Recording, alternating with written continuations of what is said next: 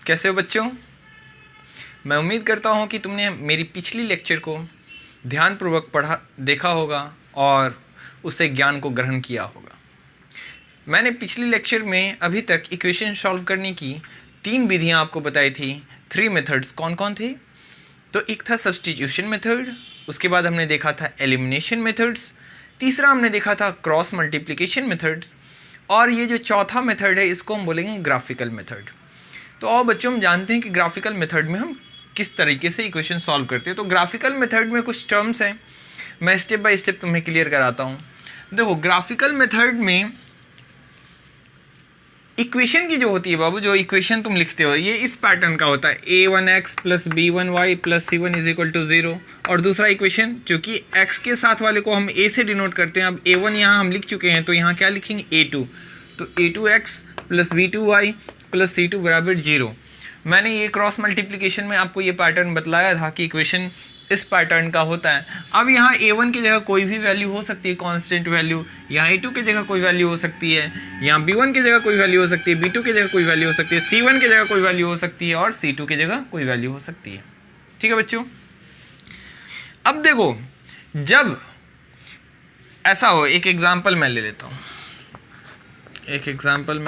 हूँ, बच्चों, जैसे 2x plus 3y is equal to 5। उसके बाद मैं ले लेता हूँ बच्चों 3x minus of 2y is equal to क्या, 1। अब देखो बच्चों, यहाँ पे a1 कौन है, 2 है, और a2 क्या है, 3 है। ये 3 है बच्चों, 3x।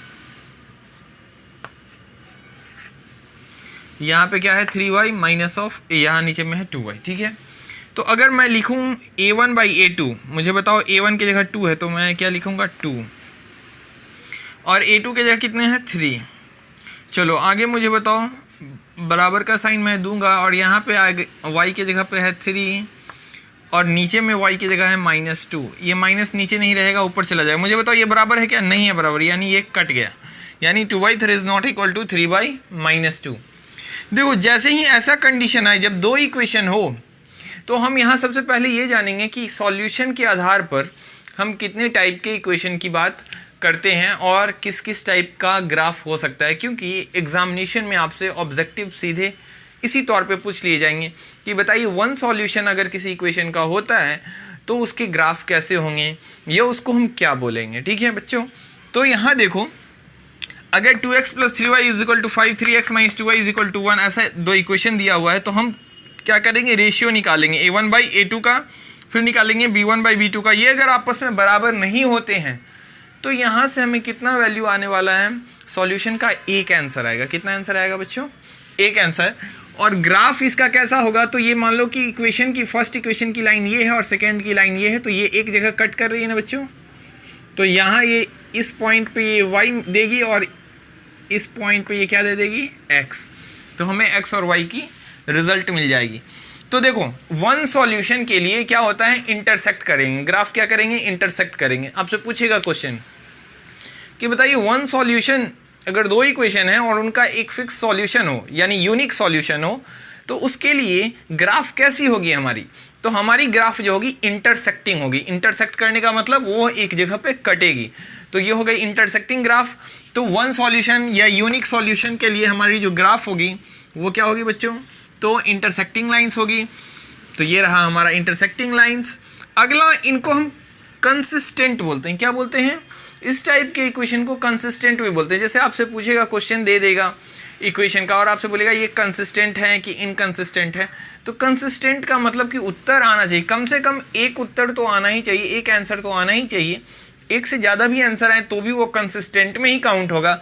लेकिन अगर कोई आंसर नहीं आ सकता है, उस कंडीशन में हम उसको इनकंसिस्टेंट बोलेंगे। तो बताओ, यहाँ पे यूनिक सॉल्यूशन वाले में एक आंसर तो हमें आ ही रहा है, यानी x की एक फिक्स वैल्यू, y की एक फिक्स वैल्यू आएगी, तो ये क्या कहला जाएगा, कंसिस्टेंट कहलाएगा। ग्राफ कैसे होंगे, इंटरसेक्टिंग होंगे। तो आपने यहाँ देखा कि हमारा इक्वेशन का कुछ पैटर्न ऐसा होगा और दूसरा ऐसा होगा, तो हम क्या करेंगे, a1 बाई a2 की रेशियो निकालेंगे। अगर वो बराबर नहीं होता है b1 बाई b2 के, तो यही हो जाएगा यूनिक सॉल्यूशन। आपको इस इस तरीके से घुमा फिरा के कई तरीके से क्वेश्चन पूछ सकता है। जैसे आपसे पूछेगा कि अगर यूनिक सॉल्यूशन है तो उसमें बताइए क्या कंडीशन होंगे, तो आपको हो सकता है ऑब्जेक्टिव में दे दे, यूनिक सॉल्यूशन के लिए पूछे और आपको कह दे कि बताइए यूनिक सॉल्यूशन के लिए क्या होगा, A1/A2 बराबर B1/B2 बराबर C1/C2। क्या ये यूनिक सॉल्यूशन का होगा? Option number A. Option B में दे सकता है A1/A2 equal to B1/B2 not equal to C1/C2। और तीसरा ऑप्शन नंबर बी के बाद सी में पूछ सकता है 1/A2 is not equal to B1/B2। और डी ऑप्शन में पूछ सकता है नन ऑफ दीज, इनमें से कोई नहीं। तो बताइए बच्चों, अगर आपसे पूछे कि यूनिक सॉल्यूशन के लिए हमारे पास कौन सा कंडीशन होना चाहिए, तो आप सीधे देखेंगे कि A1/A2 is not equal to B1/B2, यानी आंसर हमारा कौन सा हो जाएगा, सी हो जाएगा। ठीक है, चलो बच्चों, यही बात यहाँ यूनिक सॉल्यूशन की जगह पे कंसिस्टेंट भी पूछ देता कि कंसिस्टेंट के लिए कौन कौन सा होगा, तो कंसिस्टेंट यहाँ से 2 आ जाएंगे, इसलिए अभी चलिए हम आगे बात करेंगे। तो केस 1 आप समझ गए बच्चों कि जब ग्राफ इंटरसेक्टिंग होगी तो हमारे पास यूनिक सॉल्यूशन आएगा और क्या होगा, उसको हम कंसिस्टेंट बोलेंगे, समझ गए। और इसका कंडीशन क्या होगा, तो A1/A2 is not equal to क्या होगा, B1/B2 के। चलो बच्चों, मैं इसको इरेज कर रहा हूँ, अगर आप उतारेंगे तो उतार लीजिए। चलो बच्चों, मैंने एक क्वेश्चन लिया है x + 2y is equal to 3 और 4x + 3y is equal to 2। आपसे पूछा जा रहा है कि बताइए ये क्या यूनिक सॉल्यूशन देगा या नहीं देगा। तो यूनिक सॉल्यूशन के लिए हमारे पास कंडीशन क्या होते हैं, तो यूनिक सॉल्यूशन कहता है कि जब A1/A2 नहीं इक्वल टू होगा B1/B2 के, जब A1/A2 is not equal to क्या हो जाए, B1/B2 के। तो सबसे पहले A1 की वैल्यू मुझे बताओ, A1 बराबर यहाँ से क्या होगा बच्चों, x के आगे कुछ भी नहीं है। मैंने बताया था क्रॉस मल्टीप्लिकेशन में भी कि जब हमारे पास कोई वेरिएबल है और आगे कुछ नहीं है, डैट मीन्स क्या है, आगे 1 है। ठीक है, तो 1 × x ही आएगा। तो A1 यहाँ x के आगे कोई कोफिशिएंट नहीं है, डैट मीन्स क्या है, 1 है। और बताओ A2 कितना है हमारे पास, तो A2 सेकेंड में देखना, यहाँ इसमें नहीं देख लेना। चलो मैं कर रही देता हूँ, इसको B1 कर लो। B1 हमारा कितना है बाबू, 2 है। y के साथ जो प्रोडक्ट में उसको B1। अब क्योंकि मुझे c का काम नहीं, तो अभी हम c की चर्चा नहीं कर रहे। A2 की मैं बात करूं तो A2 कितना है, 4 है, 4x है, तो 4 हो गया कॉफिशिएंट, तो इसलिए A2। और B2 यानी सेकेंड इक्वेशन में y के साथ कॉफिशिएंट 3 है, ये आ गए। अब चलो यहाँ से लिखेंगे देयरफॉर A1/A2 कितना आ रहा है बताओ, तो A1 की जगह पे 1 और A2 की जगह पे 4। और B1/B2 कितना आ रहा है मुझे बताओ बच्चों, B1/B2, तो B1 की जगह 2 और B2 की जगह 3। तुम साफ साफ देख रहे हो 1/4 और 2/3 आपस में डिफरेंट हैं। यहाँ नीचे जगह नहीं, तुम लिखोगे therefore A1/A2 not equal to B1/B2, so the given equation है यूनिक सॉल्यूशन। समझ पाए बातों को। तो इस तरीके से भी आपसे ऑब्जेक्टिव पूछ सकता है कि ये जो इक्वेशन दिया हुआ है उसका यूनिक सॉल्यूशन होगा कि नहीं होगा। तो आप A1/A2 B1/B2 निकाल के चेक करें क्या ये रेशियो आपस में बराबर होते हैं। अगर ये रेशियो बराबर हो जाते A1 और B1/B2 के और A1/A2 के, तो हम कह देते नहीं, क्योंकि ये क्या होना था, बराबर नहीं होंगे तभी क्या आएगा, यूनिक सॉल्यूशन। अगर ये बराबर आ जाएंगे तो यूनिक सॉल्यूशन नहीं आएगा बच्चों। ठीक है, चलो अब मैं केस 2 बताता हूँ आपको। चलो बच्चों, अब हमारे पास केस 2 है। केस 2 क्या है, पहला केस हमने दिखा था यूनिक सॉल्यूशन की, यानी कि एक आंसर है। अब जो सेकेंड केस है इसमें है इन्फिनाइटली मेनी सॉल्यूशंस या सिंपली मेनी सॉल्यूशंस हम बोलेंगे। यानी कि ऐसा कि हमारे पास x और y की बहुत सारी क्या आ सकती है, आंसर आ सकती है। तो उसका कंडीशन क्या होगा, तो बच्चों अगर ऐसा कोई इक्वेशन, कैसा, तो इक्वेशन की वही फॉर्मेट है A1x + B1y + C1 बराबर 0, A2x + B2y + C2 बराबर 0। इक्वेशन का यही फॉर्मेट है। अगर कोई दो इक्वेशन जिसमें जो A1 X plus B one Y plus C one बराबर zero, A two X plus B two Y plus C two बराबर जीरो की कंडीशन का है। अगर यहाँ पे हम A one by A two की रेशियो जो निकालें वो किसके बराबर हो जाए, B one by B two के, और फिर C one by C two का भी रेशियो क्या हो जाए, बराबर हो जाए। अगर ये तीनों रेशियो आपस में बराबर हो जाए तो इस तरीके के इक्वेशन में हमारे पास एक से अधिक उत्तर आते हैं, और इसी तरीके के इक्वेशन को हम क्या बोलेंगे, तो ये इक्वेशन जो होंगे हमारे इन्फिनाइटली मेनी सॉल्यूशंस वाले होंगे, और इनको भी हम कंसिस्टेंट ही बोलेंगे, लेकिन इसके लिए हम वर्ड यूज़ करेंगे डिपेंडेंट कंसिस्टेंट की और कोइंसिडेंट लाइंस। यहाँ पे देखो लाइंस, पिछले बार जब यूनिक सॉल्यूशन था तो हमारा लाइंस इंटरसेक्टिंग था, लेकिन यहाँ पे लाइंस इंटरसेक्ट नहीं करके एक ही लाइन के ऊपर, देखो बच्चों ये फर्स्ट लाइन है ना, इसी के ऊपर सेकेंड लाइन भी इसी के ऊपर इंसिडेंट करे, इसलिए इनको कोइंसिडेंट लाइंस बोलते हैं, यानी दोनों लाइंस सेम ही होके जाएंगे। क्योंकि जब आप किसी भी इक्वेशन का, जो आपका लीनियर इक्वेशन है, इसका ग्राफ ड्रॉ करते हैं तो एक स्ट्रेट लाइन मिलती है, तो एक इक्वेशन से जो आपने ग्राफ लाइन ड्रॉ की वो एक स्ट्रेट लाइन मिल गई, दूसरे इक्वेशन से अगर आपने ग्राफ ड्रॉ की तो वो सेम ही लाइन पे दूसरी लाइन भी, आपको दूसरी लाइन की भी पॉइंट मिलने लगी। तो इसलिए यहाँ पे दोनों लाइन एक के ऊपर एक है, इसलिए उनको हम बोलते हैं क्या, तो हम इनके लिए नाम रखे हैं क्या, कोइंसिडेंट लाइंस होंगे यहाँ पे। तो वहाँ इंटरसेक्टिंग था, यहाँ कोइंसिडेंट लाइंस होंगी। तो ग्राफ के लिए आप तो ये ध्यान रखिए कि कोइंसिडेंट लाइन होंगी। और कैसे इनको चेक करने का तरीका है, तो a1 by A two is equal to क्या आ जाए, b1 by B two is equal to क्या आ जाए, c1 बाई सी टू। तो आप समझ लेंगे कि ये जो इक्वेशन होगा ये क्या आएगा, इन्फिनाइटली मेनी सॉल्यूशन देगा। मैं आपको एक एग्जांपल लेके दिखाता हूँ, आप पहले इसको उतार लीजिए। ये तीन टर्म बहुत काम के हैं। मेनी सॉल्यूशंस होंगे कब, जब a1 by A two, b1 by B two और c1 बाई सी टू तीनों आपस में क्या हो, बराबर हो, तो मेनी सॉल्यूशंस आएगा। इसमें क्या होगा, तो coincident lines, that means graph में इसके दोनों लाइंस एक दूसरे के ऊपर ओवरलैप करेंगी, और इनको हम डिपेंडेंट कंसिस्टेंट बोलेंगे। डैट मीन्स कि इनके आंसर तो आएंगे लेकिन ये आंसर बहुत सारे आएंगे, ठीक है। एक सॉल्यूशन वाले में केवल हम कंसिस्टेंट बोलते थे, यहाँ डिपेंडेंट कंसिस्टेंट। आप सिंपली कंसिस्टेंट में भी इसको रख सकते हैं। चलो बच्चों मैं एक एग्जांपल लेता हूँ। चलो बच्चों मैंने एक एग्जांपल लिया है, क्या है, 2x plus 3y is equal to 2x plus 3y plus 5 is equal to 0, और अगला है 4x plus 6y plus 10 is equal to 0। हमसे पूछा है कि इस इक्वेशन के बारे में, किस इक्वेशन की कितनी सॉल्यूशंस आएंगी, तो हम चेक करेंगे। तो हमारा चेक करने का क्या तरीका है बाबू, पहले तो हम क्या निकाल लेंगे, a1, तो a1 कितना है, 2 है, b1 कितना है बच्चों, 3 है, c1 कितना है, 5। उसी तरीके से बताओ मुझे a2 कितना है बच्चों, 4, b2 कितनी है हमारे पास, 6, और c2 कितनी है, 10। अब हम पहले यहाँ निकालेंगे रेशो a1 बाई a2। तो मुझे बताओ a1 की जगह 2 है और a2 की जगह 4 है, समझ रहे हो बातों को, कट जाएंगे तो रिजल्ट क्या दे देंगे, 1/2। अब यहाँ से दिखाओ b1 बाई b2, तो b1 की जगह कितनी है, 3 है, b2 की जगह 6 है, 3 से 6 2 टाइम्स में, तो 1/2। अब निकालेंगे c1 बाई c2, बताओ क्या रिजल्ट आएगी, 5/10। रिजल्ट कट के कितना दे देगा, 1/2।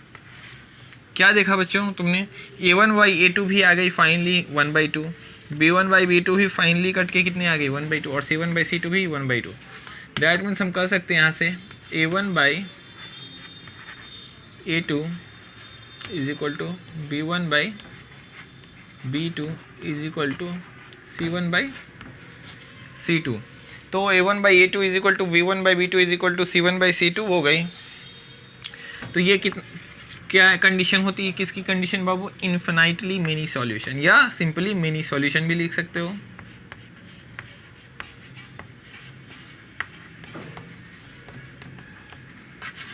तो गिवन तुम क्या लिखोगे, the given equation have many solution या इन्फिनाइटली मेनी सॉल्यूशन। क्यों, क्योंकि a1 बाई a2 बराबर हो गई b1 बाई b2 के और बराबर हो गई c1 बाई c2 के। ठीक है बच्चों, तो इनको उतारो।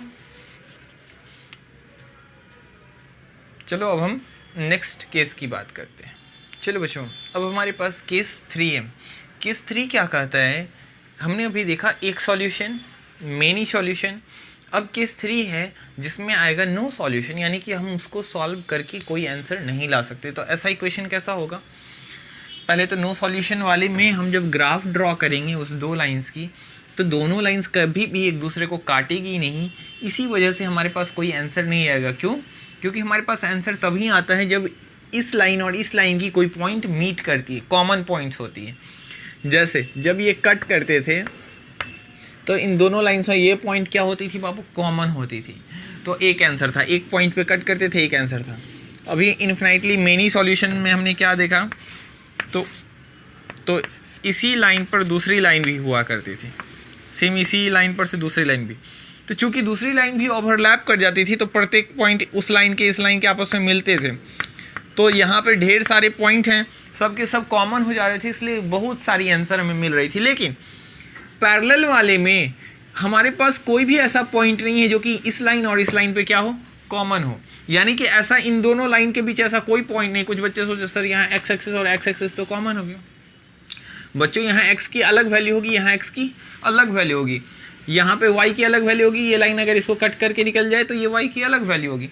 तो ये आपस में इन दोनों लाइंस के बीच ऐसी कोई कॉमन पॉइंट्स नहीं मिलेगी जिसके तहत हम कह सकें कि इसमें कोई आंसर आएगा। तो ये पैरेलल लाइंस होते हैं। तो पैरेलल लाइंस जब भी आपका ग्राफ देने लगे आप कहेंगे नो सॉल्यूशंस, इसमें कोई सॉल्यूशन नहीं आएगा।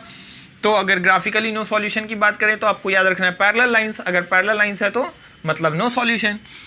और जब आंसर नहीं आता है, जब हम कोई भी उत्तर नहीं निकाल सकते तो इसको असंगत बोलेंगे, इनकंसिस्टेंट बोलेंगे। अब यहाँ वर्ड क्या यूज़ होगा? इनकंसिस्टेंट। जैसे एक सॉल्यूशन वाले में हमने यूज़ किया था वर्ड कंसिस्टेंट, तो पैरेलल लाइंस वाले कॉन्सेप्ट में या जहाँ नो सॉल्यूशन है उसके लिए हम क्या यूज़ करते हैं? Word inconsistent. अब ये कंडीशन कैसा होता है, कैसे इसको हम वेरीफाई करेंगे? तो इक्वेशन हमारा कुछ इसी प्रकार का होगा जैसा हम सब में लेते आ रहे हैं, एक सेम पैटर्न का a1x plus b1y plus c1 बराबर 0, a2x plus b2y plus c2 बराबर 0। ये दो इक्वेशन आपको दिया रहेगा और आपको चेक करने के लिए कहा जाएगा कि बताइए ये वन यूनिक सॉल्यूशन है या मेनी सॉल्यूशन है या नो सॉल्यूशन वाला है।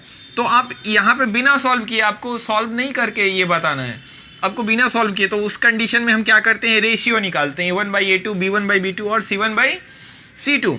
जब a1/a2 बराबर हो जाए b1/b2 के लेकिन नॉट इक्वल टू हो जाए c1/c2 के, तब ये कंडीशन ही होता है नो सॉल्यूशन का। समझ गए बच्चों? तो आप ज़्यादा बिना मेहनत किए बस इक्वेशन जो आपका दिया हुआ है बस वहाँ से अगर आप a1/a2, b1/b2 और c1/c2 की रेशियोज निकाल के कंपेयर कर लेते हैं तो आप वहाँ से बता सकते हैं कि इक्वेशन का जो ग्राफिकल रिप्रेजेंटेशन होगा वो कैसा होगा। क्या वो इंटरसेक्टिंग होगा, कि वो पैरेलल होगा, या क्या होगा कोइंसिडेंट होगा, एक के ऊपर एक लाइन ओवरलैप करेंगी। इन बातों की जानकारी आपको बस इन रेशियो के मदद से मिल जाएगी। तो आप इनको याद रखिए। नो सॉल्यूशन के लिए आपको क्या याद रखना है? a1/a2 is equal to b1/b2 और नॉट इक्वल टू c1/c2। इनको उतारिए। चलिए बच्चों हम एक एग्जांपल लेते हैं इसी टाइप के नो सॉल्यूशंस वाले पे। आपको जैसे एक इक्वेशन दिया हुआ है और आपसे पूछा कि बताइए इनका सॉल्यूशन क्या होगा, वन सॉल्यूशन होगा, इन्फिनाइटली मेनी सॉल्यूशन होगा या नो सॉल्यूशन। तो हम क्या करेंगे? a1, a2, a3 निकालेंगे। तो चलिए a3 नहीं निकालेंगे, यहाँ तीन इक्वेशन तो है नहीं। a1, a2, b1, b2, c1, c2। बताओ a1 क्या होगा बच्चों? x के आगे कोई भी चीज़ नहीं है तो कोफिशिएंट 1 कहलाएगा। b1 y के आगे कुछ नहीं है तो इसके भी कोफिशिएंट 1। और c1 क्या कहलाएगा बच्चों? 2। उसी तरीके से मुझे बताओ a2, तो x के साथ क्या है? कोफिशिएंट 3। उसी तरीके से b2 3 और c2 कितनी आ जाएगी बाबू? 4। समझ गए? अब चलो हम क्या कर सकते हैं, हम निकालेंगे a1/a2। मुझे बताओ a1/a2 क्या आएगा बच्चों? 1/3। अब निकालेंगे हम क्या? b1/b2। रिजल्ट क्या आ जाएगी? 1/3। अब निकालो c1/c2, तो क्या आ जाएगा? c1 2, c2 कितना? 4। कट के रिजल्ट क्या आ जाएगी? 1/2। फाइनली तुम देख पा रहे हो बच्चों कि a1/a2 जो होगी बराबर होगी किसकी? b1/b2 के, क्योंकि a1/a2 भी आई है हमारे पास 1/3, b1/b2 भी 1/3, तो a1/a2 is equal to b1/b2। लेकिन c1/c2 क्या? 1/2 आ गई बच्चों। तो c1/c2 बराबर नहीं हुई ना। तो हम बताएंगे जब ऐसा कंडीशन हमारे पास आ जाएगा इस इक्वेशन को इस तरीके से सॉल्व करके देखो बच्चों, ये नहीं समझना कि ऐसे ऐसे करके सॉल्व करेंगे, मेरे पास जगह कम है, ये इसी के नीचे आता a1/a2 निकाल लेते, b1/b2, फिर c1/c2, और फाइनली फिर हम दिखाते कि therefore a1/a2 is equal to b1/b2 is not equal to c1/c2, hence the given equation have no solutions, that means having a parallel lines. अगर ग्राफ की बात करेंगे तो क्या आएगा बच्चों, पैरेलल लाइंस आएगा, और इनको हम क्या बोलेंगे, इनकंसिस्टेंट। क्या बोलेंगे इस टाइप के इक्वेशन को, इनकंसिस्टेंट, यानी कि इनका कोई सॉल्यूशन नहीं हो सकता है। समझ गए बातों को? तो चलो इनको उतारो। चलो बच्चों, तो ग्राफ के हिसाब से अगर अब तुम्हारे पास क्वेश्चन आएगा तो कैसा क्वेश्चन, 3 तरीके से क्वेश्चन आपसे पूछा जा सकता है कि 1 सॉल्यूशन, मिनी सॉल्यूशन और नो सॉल्यूशन, या कंसिस्टेंट, इनकंसिस्टेंट और क्या। तो अब बात करते हैं। यहाँ देखो, जब सॉल्यूशन के आधार पे आपसे यूनिक सॉल्यूशन, मिनी सॉल्यूशन और नो सॉल्यूशन की बात जब करता है, तो अभी तक हमने तीनों केस, यही था केस 1, केस 2 और केस 3। मैंने आपकी याद करने में आपको आसानी हो, सुविधा हो, इसके लिए मैंने इसको कैटेगराइज कर दिया। आप इसको इसी तरीके से चार्ट को कॉपी पे क्या कीजिए, उतार लीजिए। तो यूनिक सॉल्यूशन में क्या क्या होगा बच्चों, तो a1/a2 जो होगा नॉट इक्वल टू होगा b1/b2 के, समझ रहे हो। और इनके लाइंस क्या होंगे, ग्राफ, ये ग्राफिकल रिप्रेजेंटेशन में जो ये लाइंस होंगे दो इक्वेशन के, वो इंटरसेक्ट करेंगे, एक दूसरे को क्या करेंगे, कट करेंगे, ठीक है। और इनको हम क्या बोलेंगे, कंसिस्टेंट बोलेंगे, ठीक है, यानी इनका आंसर आएगा। मेनी सॉल्यूशन में क्या होगा, a1/a2 is equal to b1/b2 is equal to क्या आ जाएंगे, c1/c2 आ जाएंगे, ठीक है बच्चों। और इनको हम क्या बोलेंगे, इनके लाइंस क्या होते हैं, एक दूसरे के ऊपर ओवरलैप करते हैं, तो इनको कोइंसिडेंट लाइंस बोलते हैं। यानी दोनों लाइंस ग्राफ में आपने देखा था, इनका ग्राफ कैसा था, तो एक लाइन और दूसरी लाइन भी इसी लाइन के ऊपर आ रही थी।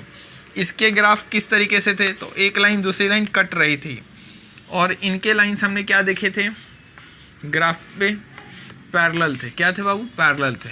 तो कुछ इस तरीके से आपको देखने को मिलेगा ये इनका ग्राफ का डिज़ाइन। तो यहाँ पे इनका और इनका जो है, इनको बोलते हैं डिपेंडेंट कंसिस्टेंट। क्या बोलते हैं बाबू, डिपेंडेंट कंसिस्टेंट। ठीक उसी तरीके से नो सॉल्यूशन, तो नो सॉल्यूशन वाले में क्या होगा, तो देखिए होगा क्या, जस्ट इसी तरीके से होगा, a1/a2 मिनी सॉल्यूशन की तरफ बराबर b1/b2, लेकिन मिनी सॉल्यूशन में c1/c2 भी बराबर होता है, लेकिन नो सॉल्यूशन में ये क्या हो जाते हैं, नॉट इक्वल टू हो जाते हैं c1/c2 के। तो इस कंडीशन में क्या आता है, नो सॉल्यूशन होता है बाबू। और इस कंडीशन में क्या होते हैं, हमारे ग्राफ अगर हम ड्रॉ करेंगे तो हमारे पास दो सेपरेट लाइंस आएंगी और वो लोग कभी नहीं कटेंगी, और ऐसी लाइंस को हम क्या बोलते हैं, पैरेलल लाइंस बोलते हैं। तो इनका ग्राफ क्या आ जाएगा, पैरेलल लाइंस। ये कभी, दोनों इक्वेशन की अलग अलग लाइंस हैं और ये कभी नहीं कटेंगे आपस में। और चूंकि इनका कोई आंसर नहीं आएगा, इसलिए इनको हम क्या बोलेंगे, इनकंसिस्टेंट बोलेंगे।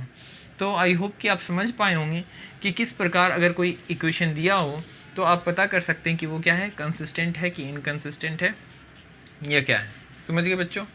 तो चलो आज की क्लास मैं यहीं पर समाप्त करता हूँ। अब मिलेंगे हम लोग नेक्स्ट लेक्चर में, तब तक के लिए धन्यवाद आपका।